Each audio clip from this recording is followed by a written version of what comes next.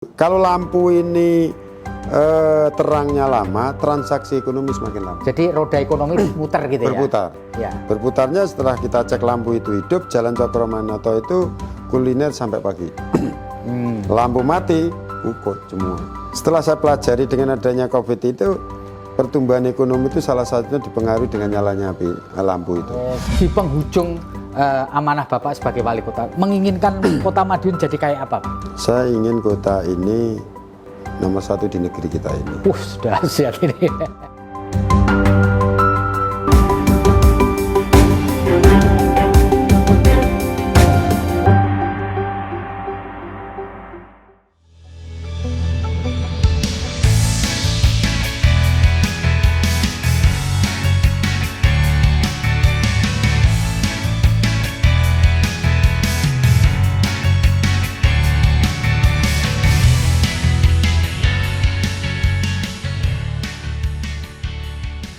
Assalamualaikum warahmatullahi wabarakatuh. Salam damai sejahtera buat kita semua.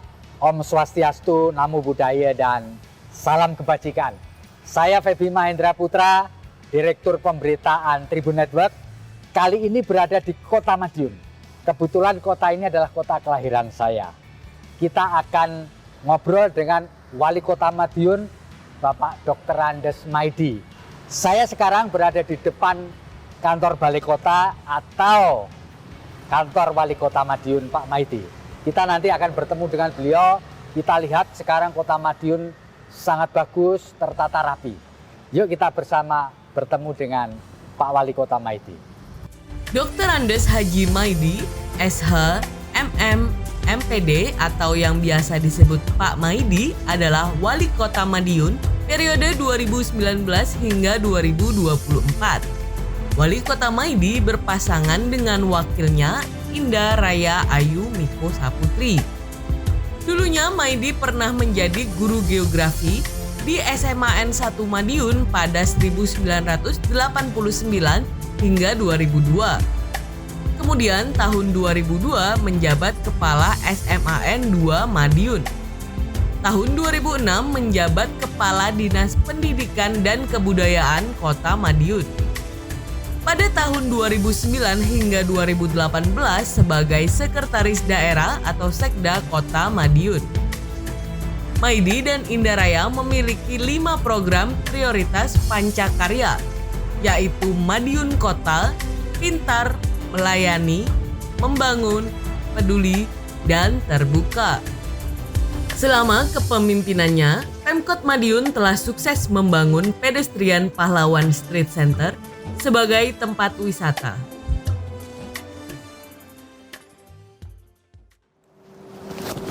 Tribuners, saat ini saya sudah bersama dengan Wali Kota Madiun, Haji Maidi. Selamat siang Pak Maidi. Selamat siang. Assalamualaikum warahmatullahi wabarakatuh. Waalaikumsalam warahmatullahi wabarakatuh. Sehat Pak? Alhamdulillah sehat. Alhamdulillah Pak. Saya kebetulan orang Madiun. Saya sudah 1,5 tahun tidak pernah pulang ke Madiun karena takut corona Pak saya. Ya. Tapi begitu saya datang ke Kota Madiun, saya terkejut melihat perkembangan dari kota ini. Luar biasa ini, mirip kota Jogja. Bapak bisa ceritakan nggak? Yang punya ide bikin Kota Madiun jadi indah itu bagaimana Pak? Ceritanya, bisa Pak cerita, silakan Pak. Jadi begini, Kota Madiun itu sering dikatakan kota pensiunan. Iya, betul. Kota Madiun itu sering banjir. Iya. Dari awal itulah bahwa saya harus bisa mengatasi banjir di Kota Madiun. Iya. Alhamdulillah ini tidak banjir. Iya. Apa berangkatnya? Bahwa berangkat menuju ke sana itu saya membuat yang sekarang dikatakan trotoar ini. Saya beri bokabat, dalamnya itu 2 meter, lebarnya 3 meter. Artinya ini tempat untuk penampungan air pada waktu hujan. Iya. Sebelum air diangkat ke Bengawan. Iya. Setelah ini jadi, satu sisi untuk penampungan air, sisi kedua untuk ducting. Saya akan mengacu kota metropolis. Ya. Tidak ada kabel macam-macam. Masukkan di dalam. Setelah itu, ini untuk jalan. Disabel, lansia, anak muda, keluarga, semuanya aman. Lebar jalan. Iya. Saya tahu bahwa orang lansia itu kalau jalan mesti capek, saya kasih kursi. Kita ada 2 musim, kemarau musim hujan, saya kasih payung. Oke. Setelah saya kasih payung, kalau ada orang jalan capek duduk, perlu oksigen, Ya. saya kasih pohon. Oke. Ada oksigen. Pohonnya berbunga, orang capek melihat bunga dia senang. Ya, ya, ya.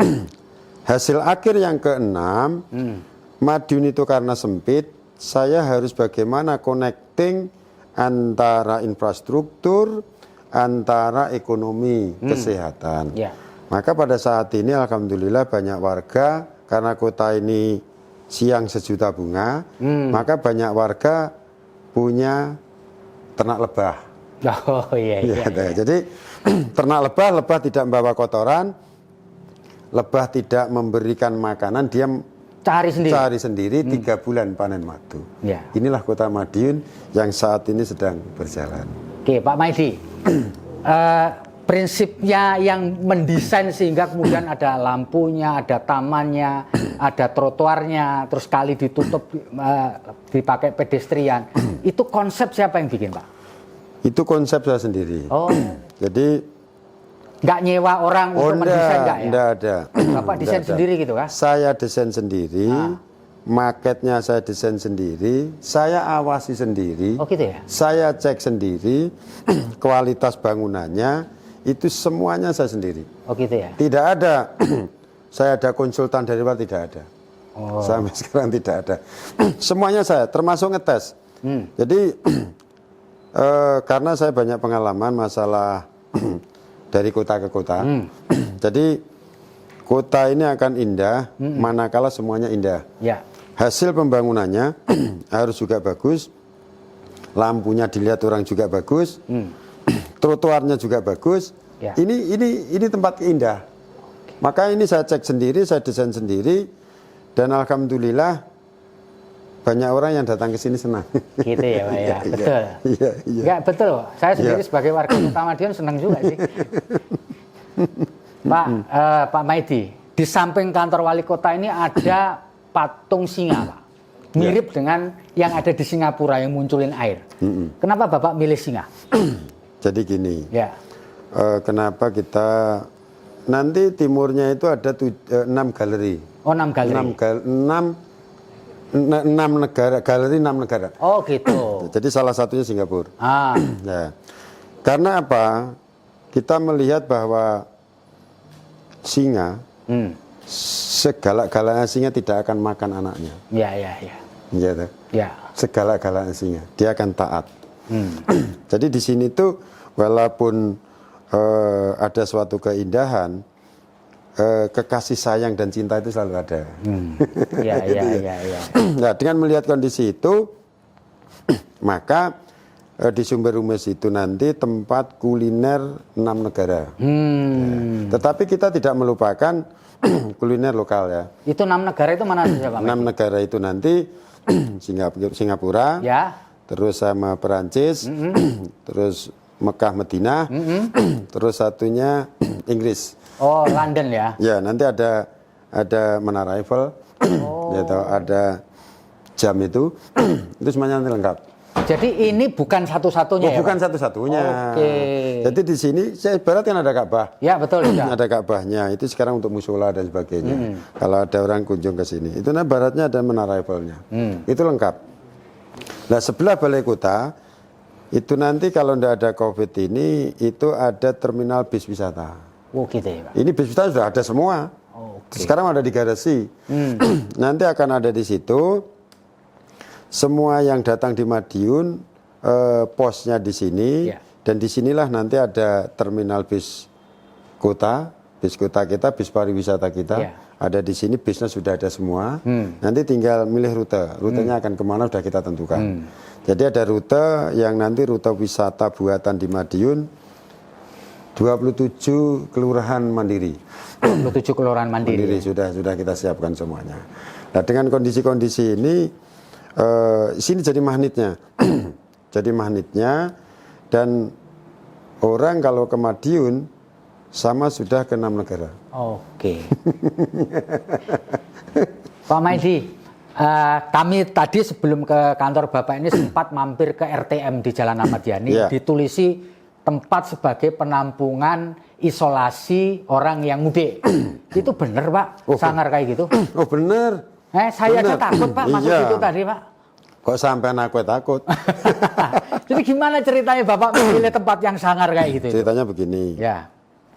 Tempat itu di tengah kota, tetapi serem. Ya. Nah, serem karena tidak banyak orang masuk datang. Dan dulu tempat penyiksaan orang itu ya. Tempat penyiksaan orang. Kadang-kadang ada malam ada orang nangis, orang jerit-jerit seperti disiksa, seperti itu karena itu tempat militer dulu tahun 1818. Nah sekarang itu sudah saya bersihkan semuanya, bagus rapi. Kalau orang ke Madiun belum divaksin 2 kali, dia tidak membawa swab sehat, mohon maaf harus saya cek dulu. Kalau terjadi nakut-nakuti orang ya bukan nakut-nakut, ini benar ini. Kalau nanti mobilnya ke situ saya cek kok ada yang reaktif, 1 mobil silahkan tidur di situ. Saya siapkan di situ. Nah, kenapa program ini? Saya hari ini sedang ngegas ekonomi ngerem COVID. Hari raya masyarakat harus bahagia semua. Nah, sebelum 10 hari raya, ini kalau bisa ruang isolasi di Kota Madiun itu yang sakit kena COVID itu sembuh semua. Oh, sudah bersih ya? Sudah bersih. Kalau sudah bersih, dia bisa merayakan hari raya dengan keluarga. Tapi kalau dia masuk sebelum 10 hari, dia tidak akan bisa merayakan hari raya karena isolasi harus kurang lebih 10 hari. Program-program inilah yang mendorong saya untuk memperketat masyarakat kota harus sehat semua. Pak Maidi bisa cerita nggak kondisi saat ini angka COVID di wilayah Kota Madiun ini berapa Pak? Jadi sampai hari ini wilayah COVID yang ada di Madiun itu yang kena COVID kurang lebih 1.600 ya. 1.600. Nah.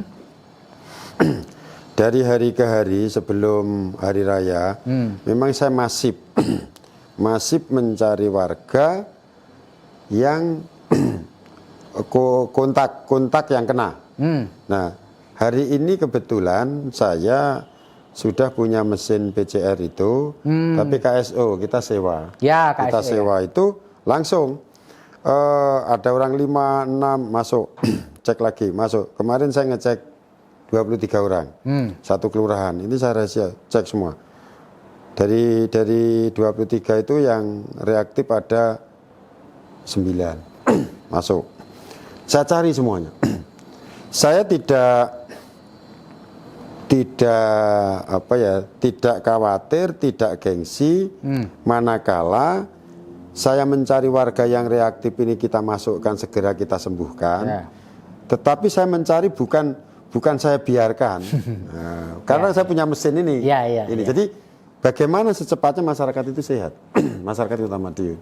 Nah inilah yang menjadi tugas berat tim medis saya, sehingga segera masif untuk tracingnya masif semua.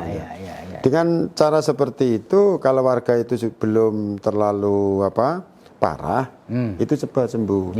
Apalagi sekarang saya masif vaksin juga.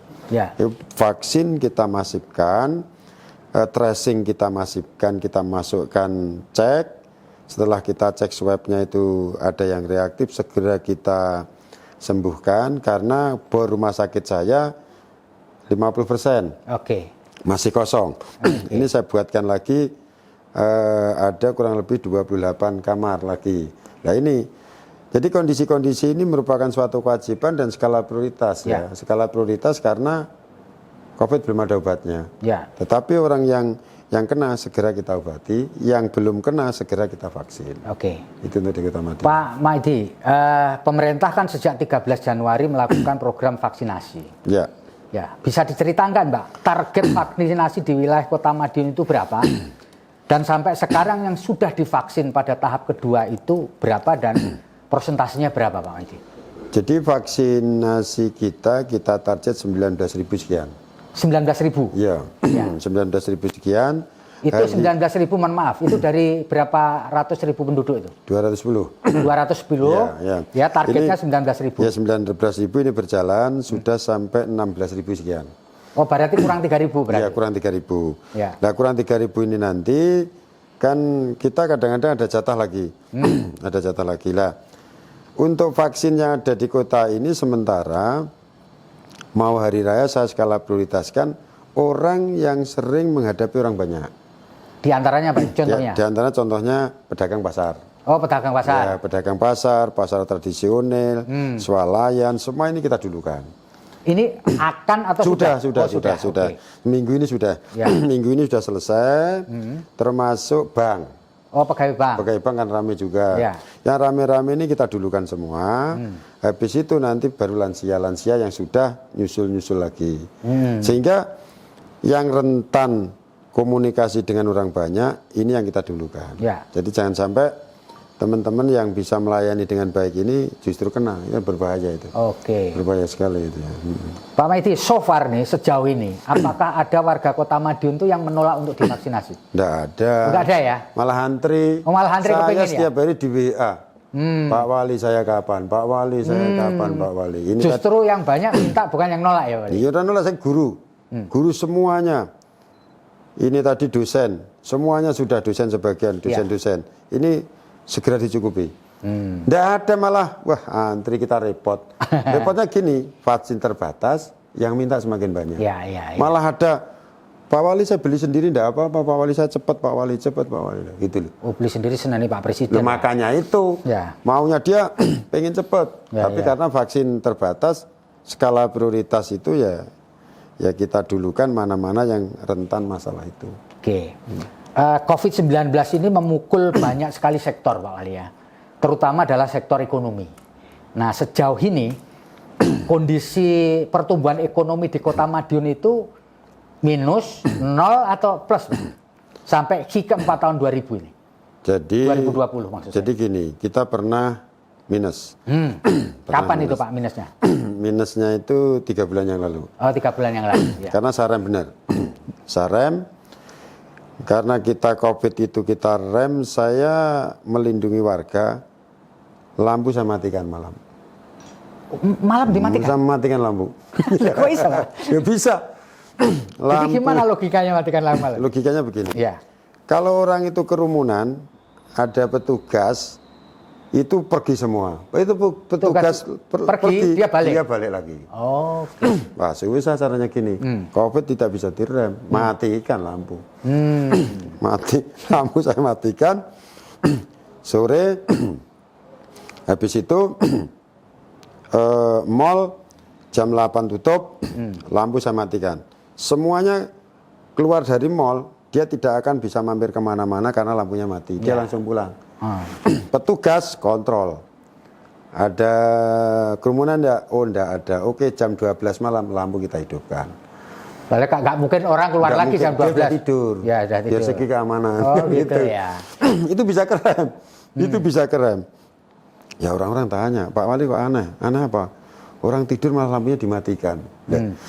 Logika berpikir kita, lampu kita matikan menghindari kerumunan, orang segera pulang tidur, dia pasti istirahat lebih dari 6 jam, 7 jam, imunnya bagus. Pak, itu ide dari siapa itu? Saya sendiri. Oh gitu ya Pak ya? Tanya teman-teman itu saya sendiri. Luar biasa sama ide. Itu, jadi kondisi-kondisi itu memang justru kita banyak tertekan itu, semua kemampuan pasti dikeluarkan. Ya. Tidak ada yang manja. Oke. Jadi semua kemampuan, kreativitas, inovatif, ini semuanya keluar. Piye caranya? Nah tadi itu kan sempat minus berapa 3 bulan lalu? 3 bulan lalu kita minus 2. Oh 2 ya. Saya tahu minus 2, langsung kita gas. Red, lampu hidupkan, tempat ramai kita buka, tapi protokol kesehatan. Ya. Siapa yang melanggar, tutup. Melanggar, tutup. Siapa orang yang reaktif, tidak mau diisolasi, dia di rumah tak kayak gendero. Oh gitu ya. Hati-hati di sini ada isolasi mandiri reaktif COVID-19. Gendera.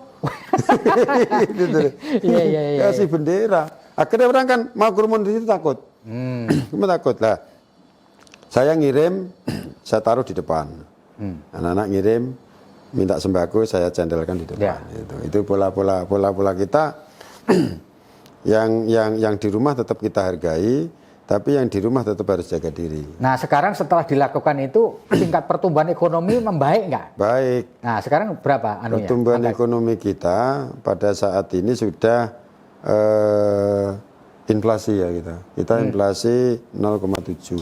0,7. Jadi sudah bergerak. Sudah mulai bergerak ya? Mulai bergerak dengan provinsi baik kita, dengan nasional baik kita. Kita gas.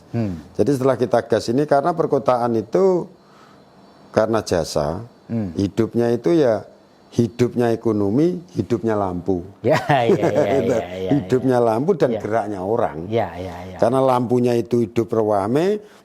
Kalau sampai nengko malam hari, lihat di sini malam hari, wus, top itu sudah. Mako kalah. Ya. Mako kalah. Enggak, saya pernah lihat. Gitu. Ya. Malam hari itu banyak orang malam minggu. Karena apa? Lampu. Inilah banyaknya lampu. Kalau lampu ini terangnya lama, transaksi ekonomi semakin lama. Jadi roda ekonomi muter gitu Berputar. ya? Berputarnya setelah kita cek lampu itu hidup, Jalan Cokroaminoto itu kuliner sampai pagi. Lampu mati, ukut semua. Gitu. Jadi setelah saya pelajari dengan adanya COVID itu, pertumbuhan ekonomi itu salah satunya dipengaruhi dengan nyalanya api lampu itu. Itu berpengaruh untuk malam. Transaksi malam luar biasa itu. Biasanya banyak daerah ketika COVID terjadi, pemerintah mendorong UMKM. Ya. Nah, Pak Maidi, Pak Wali bisa cerita nggak UMKM yang paling menonjol di kota ini apa sih, Pak? Jadi gini. Ya. Saya ngerem COVID berhasil, dapat hadiah DID itu 14,9 miliar dari kementerian. Itu untuk ngegas ekonomi. Gimana caranya ngegas ekonomi? Ya. COVID kita rem, ekonomi intervensi berbasis lokal. Oke, jadi pemerintah intervensi. Intervensi ke lokal, ke kelurahan. Ya. Jadi kalau sekarang orang itu tidak boleh keluar, di rumah saja. Ya. Tidak mungkin ini orang itu hidup itu tidak akan keluar. Ya. Tapi sekitarnya ini kita intervensi, kebutuhannya apa saja kita cukupi melalui UMKM yang ada di situ. Jadi akhirnya saya buka 27 tempat kelurahan, kita buka tempat UMKM. Oh, 27 kelurahan tempat UMKM. UMKM ya? Semua kelurahan ada. Oke. Jadi UMKM, PKL, semuanya ada di situ. Yang diinginkan masyarakat kelurahan itu apa? Oke. Makanan setiap pagi apa yang diinginkan? Itu tersaji di situ semua. Terus? Sehingga akan menjadi kelurahan mandiri. Jadi kalau di situ ada bakul pecel, ada bakul apa, dia beli ke situ, petani, kelompok taninya itu yang nanam, yang panen, uang itu tidak pergi kemana-mana. Muter aja situ. Muter di situ. Ya. Muter di situ. Kalau kita kadang-kadang mengenal kota mandiri, kota mandiri pasti ada rusun awal, ada mallnya. Ini saya buat kelurahan mandiri. Kelurahan mandiri, dia akan memposisikan bahwa pakai produksinya mandiri dulu. Di situ ada pabrik tempe. Tempe beli di situ. Pabrik kerupuk beli di situ. Sehingga tidak ada pabrik kerupuk, pabrik tempe itu PHK nggak ada. Artinya uangnya ASN wajib. ASN saya wajibkan di UMKM. Kalau dia itu beli tempe di situ, kerupuk di situ, produksinya tetap, dimakan orang di situ, uang itu di situ terus. Uang tidak akan pergi jauh. Pola-pola ini yang kita lakukan sehingga saya membuka jalur wisata sepeda itu 10 kilo, 15 kilo, 25 kilo untuk ke UMKM. Jalur itu, posnya. Dan posnya itu macam-macam. Ada yang soto 2000. Memang saya latih. Setelah COVID, ekonomi kita tidak bisa digas dengan cepat, kita harus hemat. Mantu, tidak boleh prasmanan. Pakai dus. Oh, dus-dusan. Dus-dusan. Lah kalau pakai dus, paling tidak 1 dus, ini ada COVID, bawa pulang, dimakan orang serumah. Tapi kalau prasmanan dimakan sendiri, makanan semuanya dicobai tidak dihabiskan. Ya. Ini. Jadi pola-pola seperti ini, ada COVID ini betul-betul saya akan memberikan pembelajaran kepada masyarakat bahwa pola-pola hidup yang dulu boros dan sebagainya dengan kesulitan ini tidak mengurangi dari kehidupan, tetapi memanage ini untuk semua kehidupan yang dengan adanya COVID itu kesulitan itu tidak akan menjadi banyak yang sulit dalam bidang ekonominya. Lah model kayak begini nih Pak Maidi nyontoh siapa? Pemikiran saya sendiri. Oh, pemikiran sendiri. Jadi tanya teman-teman itu pemikiran gitu saya ya? sendiri. Pikiran sendiri semua ya, luar biasa loh ya. Bukan nyontoh mana-mana ya. Oh, enggak ada. Tanya di mana yang saya contoh. Iya. Enggak ada itu. Enggak ada. Jadi ini murni inisiatif dan pemikiran Iya, inisiatif pemikiran. Pak Wali sendiri. Iya, jadi teman-teman UPD peraturan wali kota begini. Dia tanya, apa tujuannya Pak Wali? Gini. Orang mantu batasi 1 jam 50 orang. Tidak boleh prasmanan, tidak boleh gerombolan. Kotaan. Kotaknya lengkap, tidak boleh dimakan di situ. Bawa pulang. Tidak ada sisa. Akhirnya di rumah dimakan sekeluarga. Ya. Ini anaknya apa ikut semua. Ya. Hebat ini, hebat benar ya. Jadi akhirnya semakin hemat. Semakin hemat lah. Kondisi-kondisi ini setelah kita lihat dengan kita gas itu kita mengurangi PHK yang ada. Memang PHK yang sifatnya kuliner kecil-kecilan dan sebagainya itu ya dampaknya tidak begitu serius ya. Tidak dampak serius, tapi kita pemerintah harus hadir mengarahkan memanage hal yang seperti itu. Oke. Pak Maidi, di kota ini sebelum Pak Maidi menjabat wali kota itu ada 2 pejabat yang harus nginep di Gedung Merah Putih sana itu Pak. Di KPK kan di Jakarta sana ini. Nah, bagaimana Bapak melakukan upaya untuk ini tidak terulang kembali? Jadi visi misi saya, kita itu 5 Pancasila, 5 Pancakarya. 5 Pancasila, 5 Pancakarya. 5 Pancakarya itu Madun pinter, anak Madun harus cerdas. Saya datang, saya lihat, saya harus menang. IT kuasai. Anak-anak pada hari ini, anak sekolah sebelum ada COVID, karena program saya itu, saya pengadaan laptop untuk anak sekolah. Gratis. Laptop. Oh, laptop gratis Pak? Gratis. Saya pasang 1.700 VIP, per RT ada, per tempat ramai ada. Terus maksudnya apa itu? Maksudnya kalau dia nanti daring, dia punya laptop, sudah dia lancar. Laptop ini kan hanya seperti genggaman dunia. Membuka apa saja dia akan bisa. Ya. Tinggal gurunya. Ya terus hubungannya sama pemberantasan korupsi apa? Ini nanti dulu. Yang kedua, kita melayani. Oke. Kita harus melayani dengan baik. Seorang pejabat melayani, bukan dilayani. Setiap saya pergi ke kelurahan kemana-mana, saya pejabat belanja masalah. Belanja masalah. Semakin banyak belanjanya masalah banyak, teman-teman OPD kita panggil, ini gimana ada masalah. Tugas Anda, ayo segera diselesaikan. Yang ketiga kita membangun. Apa yang kita bangun ini cepat, tepat, bermanfaat. Itu untuk menghindari itu. Ya. Artinya cepat, tepat, bermanfaat ini bahwa semua pembangunan ini memang betul-betul bermanfaat, tidak mubadir. Ini yang diinginkan. Tadi 1 pembangunan 7 fungsi. Connecting. Akhirnya hari ini banjir tidak ada. Ada pohon, orang sehat, oksigen. Ada bunga, ekonomi berjalan dengan bagus. Ada keramaian di sini, wisatanya cukup bagus. 1 pembangunan 7 fungsi. Nah, yang ketiga, keempat, kita peduli. Peduli orang-orang yang kurang mampu. Saya dengan OPD setiap bulan sebelum COVID, saya tidur ke rumahnya orang yang paling tidak mampu di kelurahan. Oh gitu ya Pak ya? Iya. Jadi saya ambil 60 ranking bawah ke atas. Undi. Saya ada di mana? Saya tidur di situ. Berapa lama itu? 2 jam aja? Ya? 1 malam. 1 malam ya? 1 hari 1 malam. Dan saya yang terenyuh begini. Setiap orang itu pasti menginginkan umurnya panjang, sehat. Duitnya banyak. Iya betul. Setiap saya ke situ, saya pasti narasumber saya itu orang yang di situ yang umurnya tertua. Oke. Ada umurnya 101 tahun masih hidup. Sampaikan kepada warga. Biar umurnya panjang bagaimana, pola perilakunya bagaimana, pola makannya bagaimana, sampaikan. Ini yang sangat mahal. Yang sangat mahal. Dan yang saya terenyuh lagi, para pejabat, kenapa kita ajak ke situ? Jangan sampai terjadi mengambil kebijakan awal penyelewengan. Oke. Dia tahu orang yang sekecil itu, dia tidur seperti itu, susahnya seperti itu. Akhirnya pejabat yang dia itu mungkin di level atas punya sesuatu, dia akan sujud dan dia akan tahu kesulitan. Dan dia pasti tidak akan macam-macam. Oh gitu ya. Apa namanya hikmahnya itu ya? Hikmahnya itu lah.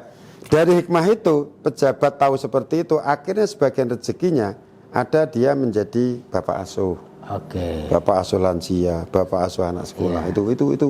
Itu yang saya ternyuh kepada semua pejabat seperti itu. Yang kelima, terbuka. Iya. Pancakarya yang kita terbuka. Semua warga bisa ke saya. Semua warga mengadu gini-gini, silahkan. Iya. Kita bapaknya, kita harus melayani. Jadi kalau ada apa-apa gitu segera cepet tahu gitu ya? Cepet tahu, Pak. Cepet tahu. Jadi sekarang itu, Pak ada kematian di sana, ini, Pak ada ini, semua tahu dah. Inilah yang kita lakukan, mendidik seorang pejabat ini tidak usah dimarahi, tunjukkan realita yang ada. Ya. Jadi terus saya beritahu gini, dunia itu tempat meninggal bukan tempat tinggal. Tempat tinggal itu di surganya Allah sana. Iya. Siapa yang di sana? Orang yang tidak pelit berbuat baik pada siapa. Iya. Jadi kondisi-kondisi ini alhamdulillah semua pejabat Kota Madiun bagus lah. Oke ya Pak ya. Bagus. So far sih bagus ya. Bagus. Alhamdulillah bagus. Jadi saya merencanakan anggaran dia, pendapatannya dia itu biar dia tidak terjadi hal-hal yang tidak kita inginkan. Ya kita remon. Kita remon, dapatnya sekian. Anda sudah cukup, anakmu untuk kuliah bisa, untuk hidup di rumah bisa, ya sudah cukup lah. Dapat remon seperti itu. Jadi supaya tidak ada keinginan untuk melakukan fraud atau penyelewengan ya. Pak Maidi ini kalau dilihat dari karirnya merupakan pejabat karier. Mulai dari guru, kepala sekolah, kepala dinas, sampai sekretaris kota sampai wali kota. Di antara jenjang karier itu Pak ya, yang panjang, yang Bapak paling enjoy ketika jadi apa? Jadi guru. Jadi guru? Iya. Kenapa Pak? Jadi guru itu begini, kalau kita bisa mandikan anaknya itu berhasil, dan setiap dia itu ketemu, dia pasti salim suntangan. Dia hormat. Sekarang murid saya banyak jadi pejabat. Gitu ya Pak ya? Setiap ketemu saya itu mesti salim, ngesun, hormat. Ya. Itu yang yang selama ini sangat kesan yang kita peroleh seperti itu. Gitu ya Pak. Menjadi guru itu luar biasa. Luar biasa. Luar biasa. Apalagi jadi guru SMA, jadi waduh luar biasa itu. Jadi sekarang jadi pejabat anak-anak itu selalu ingat dia di Perancis ngebel. Kita kadang-kadang dibelikan kaos dari sana, ingin datang, itu luar biasa. Ya. Luar biasa itu. Itu yang sangat berkesan sekali. Tetapi juga apa yang saya lakukan bahwa saya itu orangnya disiplin memang kepada teman-teman. Sehingga pada saat ini saya baru hampir 2 tahun itu sudah 67 penghargaan ya. 67 penghargaan. Luar biasa Pak. Dan saya mencoba, karena misi saya itu good clean governance, saya tidak hanya ucapan, saya wujudkan bahwa laporan keuangan pemerintah daerah Kota Madiun itu secara nasional kita urutan ketiga dari 514. Urutan ketiga dari 514. Ya, dan Jawa Timur kita urutan pertama. Kita WTP pertama. Dan hari ini kemarin pertanggungjawaban keuangan wali kota APBD 2020 itu nomor 1 di Indonesia. Pertanggungjawabannya. Pertanggungjawaban. Periksa BPK kita WTP secara administrasi bagus. Tidak ada penyimpangan. Kondisi-kondisi ini teman-teman OPD saya tunjukkan good clean governance ini kita tunjukkan pada masyarakat. Dan kebetulan teman-teman Dewan sangat mendukung. Artinya mendukung itu semuanya kegiatan itu on schedule semuanya. Ya. On schedule. Makanya on schedule itu kalau itu memang untuk rakyat segera sampaikan pada rakyat. Ya. Ini harus begini, udah luar biasa lah. Ya, ya. Itu kepuasan saya menjabat, salah satu kepuasan yang kesan saya kalau dulu bina murid keberhasilan seperti itu, sekarang itu bina OPD kecepatan seperti itu bisa menghasilkan penghargaan. Itu suatu ya kebanggaan dan ya saya terima kasih lah. Jadi karena apa? Di karier tadi saya itu berhenti kuliah. Saya itu masih kuliah ini ya. Saya ambil doktoral belum selesai. Kemarin ada yang tidak lulus. Oke. Tapi saya senang. Oh, tidak lulus malah senang ya? Senang, tapi saya tidak cari gelar. Karena saya tidak lulus akan ketemu 3 profesor lagi. Iya, 3 profesor itu. Saya tanya terus. Ya. Tanya terus. Tidak lulus, oke, tidak apa-apa. Nanti Pak ketemu lagi semester depan. Ya, pola-pola ini yang kita lakukan selama saya jadi sekda, berhenti sebentar, kuliah saya jadi wali kota, kuliah lagi. Apa filosofis yang saya tutup? Di mana saya banyak ilmu itu akan jaga diri kita. Itu yang penting. Jadi kita bisa itu ya karena ilmu yang ada di diri kita. Dan ilmu itu harus segera kita cari terus. Oke. Pak Maidi, ini adalah periode Anda menjadi wali kota ya, 2 tahun sekian. Kalau boleh saya tanya, enaknya jadi wali kota itu apa sih Pak? Menurut yang Bapak rasakan selama 2 tahun lebih, enaknya apa? Kalau tadi ya bangganya jadi wali kota karena bisa WTP, bisa dapat penghargaan dan seterusnya. Yang saya tanya sekarang itu enaknya apa jadi wali kota ini? Enaknya jadi wali kota itu kalau dicintai masyarakat, itu setiap kegiatan masyarakat apa kita diundang. Oh gitu. Enaknya jadi itu. Kalau diundang berarti proses enak gitu ya? Enak, senang, masyarakat bangga. Itu bisa ngobati masyarakat itu. Ya. Enaknya seperti itu. Nah, gak enaknya apa Pak? Gak enaknya apa? Gak enaknya ini banyak sumbangan.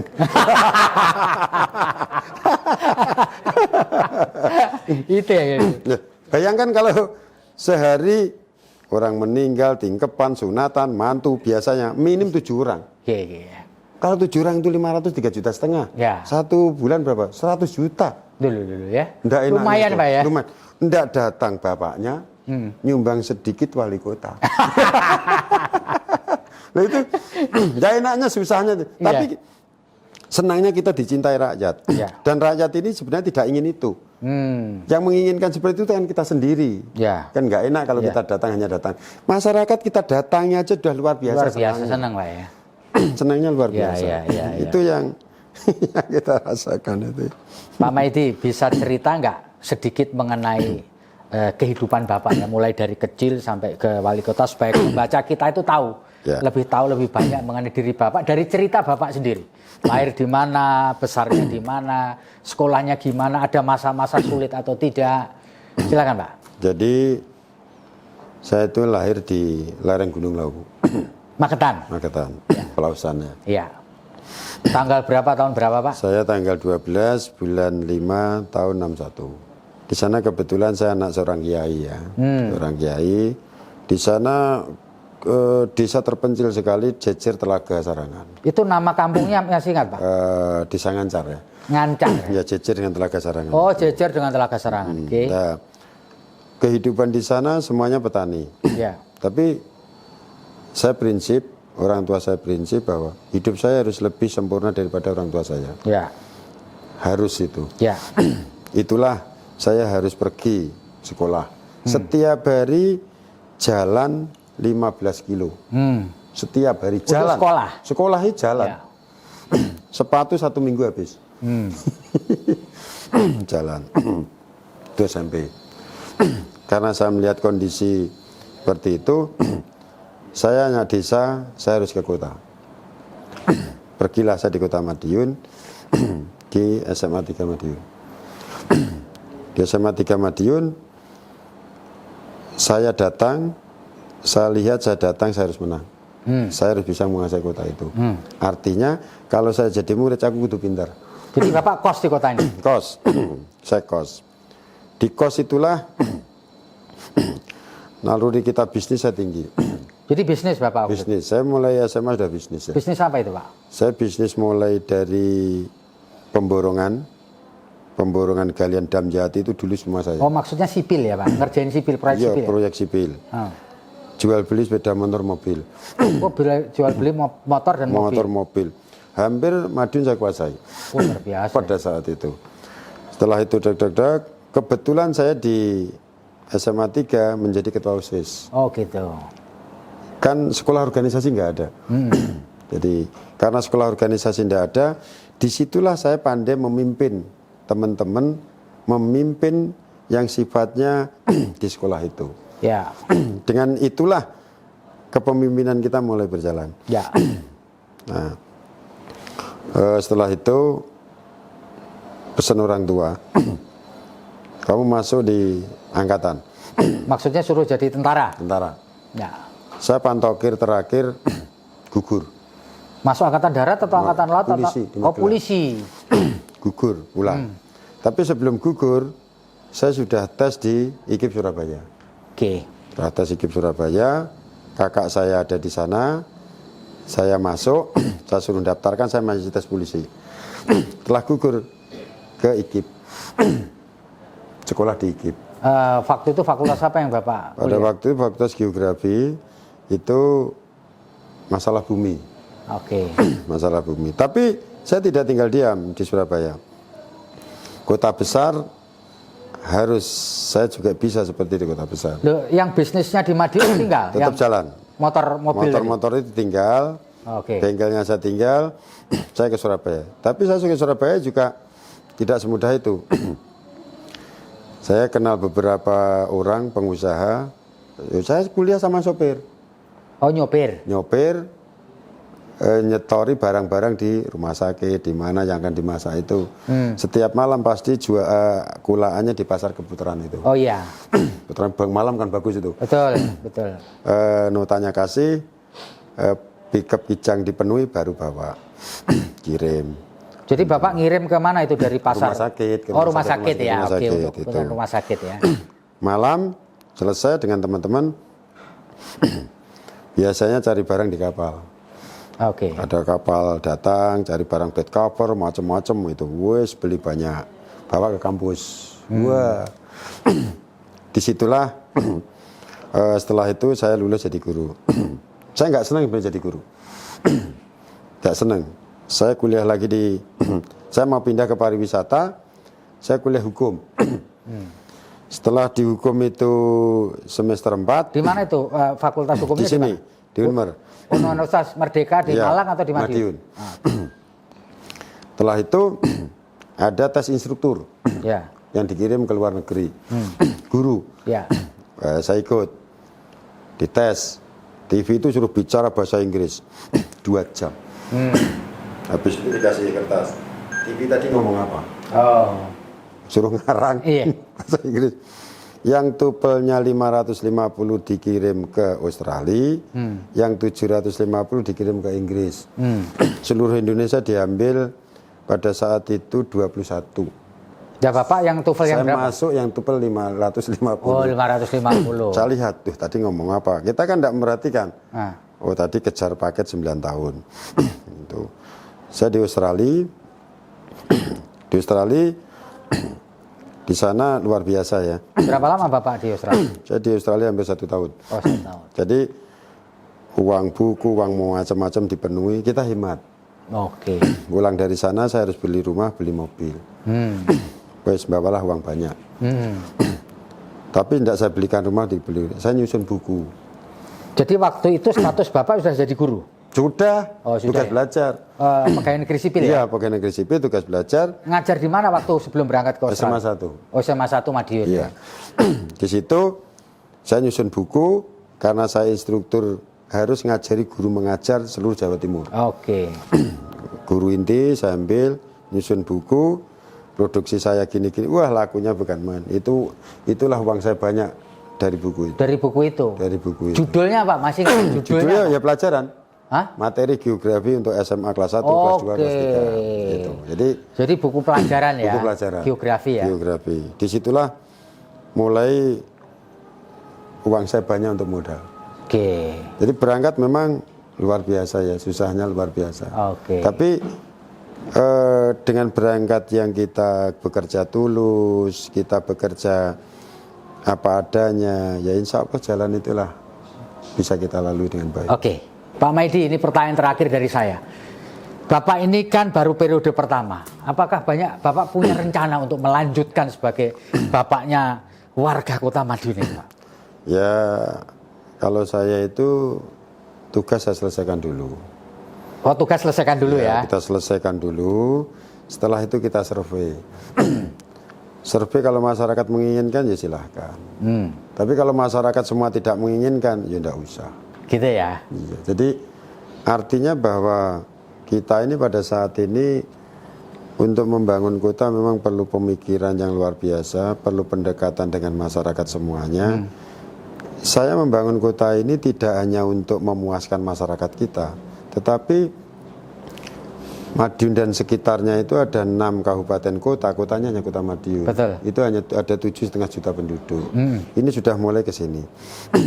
Nanti paling enggak Jawa Timur bagian barat, Jawa Barat bagian timur, itu kita tarik ke sini. Oke. Kalau ini nanti memang bagus semuanya, masyarakat menghendaki, ya kita ikuti. Oh, gitu. Tapi kalau masyarakat tidak menghendaki, ya sudah, kan gitu aja toh. Gitu aja. Pak, ini terakhir benar.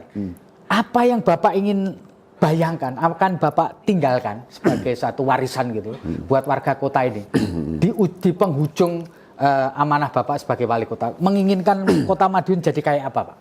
Jadi begini, saya ingin kota ini nomor 1 di negeri kita ini. Sudah siap ini. Dan paling tidak Jawa Timur bagian barat terbaik. Iya. Makanya sampean tahu di situ ada duplikat Ka'bah. Iya. Ada Ka'bah, musola dan sebagainya. Saya mendidik masyarakat, mendidik OPD. Sembahyang 5 waktu itu tidak boleh tidak tepat waktu. Saya safari Ramadan, safari Tarweh, safari Jumatan. Kalau saya telat saya pasti ditinggal. Maka di situ semua kegiatan di pemerintah ini harus tepat waktu. Yeah. Masyarakat harus disiplin, tepat waktu, dan semua pembangunan ini harus mempunyai multiplier effect kepada masyarakat kita. Oke. Dan semua pembangunan yang ada, sebagian besar itu yang kita buat ini harus bermanfaat. Gitu ya, Pak ya. Harus bermanfaat baik pada anak-anak sekarang dan anak-anak yang akan datang. Itu legacy yang mau Bapak tinggalin Iya, gitu ya. itu yang saya tinggalin. Gitu ya, Pak ya. Iya, itu yang penting di situ. Oke, moga-moga apa yang Bapak ingin cita-citakan terkabul, Pak ya. Amin. Baiklah Tribuners, kita sudah ngobrol banyak dengan Pak Wali Kota Madiun. Saya ulang lagi itu kota kelahiran saya, Pak Maidi. Terima kasih banyak Pak Maidi sudah memberikan insight banyak kepada kita semua, dan kita berharap Kota Madiun makin maju ke depan. Saya Feby Mahendra undur diri. Assalamualaikum warahmatullahi wabarakatuh. Salam sehat.